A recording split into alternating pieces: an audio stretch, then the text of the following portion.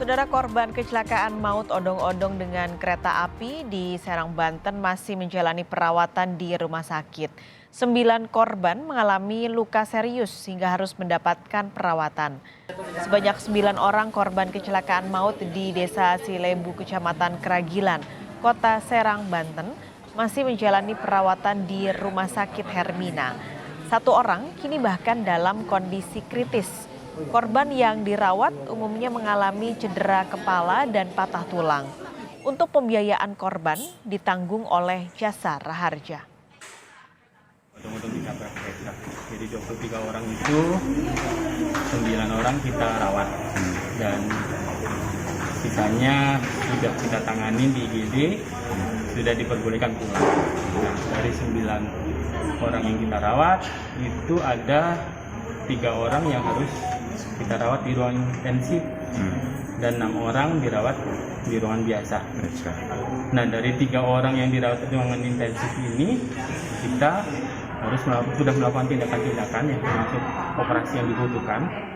Jadi ada 1 orang yang Kemarin sebuah kendaraan odong-odong tertabrak kereta api di perlintasan Silebu, Serang, Banten. 9 orang meninggal dunia dalam kecelakaan itu. Korban meninggal dibawa ke Rumah Sakit Dr. Derajat Prawira Negara, sementara korban luka dibawa ke puskesmas terdekat. Sopir odong-odong selamat dan telah ditahan di Polsek Keragilan untuk dimintai keterangan. Kejadian berawal saat odong-odong melintas di perlintasan kereta tanpa palang pintu dan langsung tertabrak kereta api yang melaju dari Merak menuju Rangkas Bitung.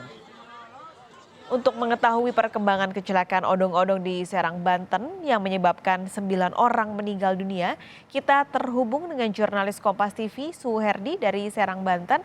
Suherdi, bagaimana kondisi korban yang sampai hari ini masih dirawat? Ya, Pak Kalis dan saudara, bahwa saya melaporkan di Polres Serang, Banten ini bahwa perawatan yang dialami oleh 9 korban pasca kecelakaan odong-odong dengan kereta, yaitu sebanyak 9 penumpang yang masih dirawat di Rumah Sakit Hermina. Dan diantaranya 6 orang yang sudah masuk ruang perawatan dan 3 orang yang masih ruang intensif. Dan salah satunya balita yang masih di ruang yang mengalami luka kritis di bagian kepala. Dan saat ini pihak dokter akan melakukan 3 penumpang yang masih ruang intensif untuk perawatan yang agar tidak mengalami luka berat. Dan saat ini bahwa pihak rumah sakit akan terus memberikan pengobatan intensif yang 3 orang penumpang ini, Paskalis. Baik, ada 3 orang dengan perawatan intensif, tadi juga ada 1 balita termasuk dalam korban yang saat ini masih dirawat. Sementara untuk sopir saat ini sudah ditahan dan sedang diperiksa oleh polisi. Bagaimana perkembangannya, Suherdi? Ya, perkembangan sopir odong-odong ini sudah diamankan di Polres Serang dan masih di pemeriksaan dan akan ditetapkan tersangka atau tidak.